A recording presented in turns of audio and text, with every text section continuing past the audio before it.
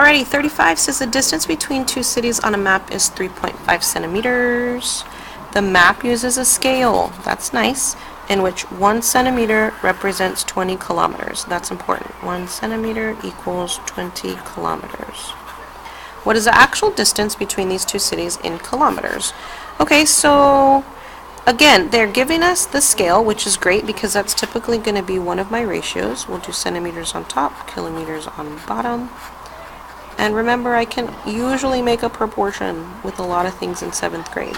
So 1 centimeter equals 20 kilometers, and then I'm given 3.5 centimeters.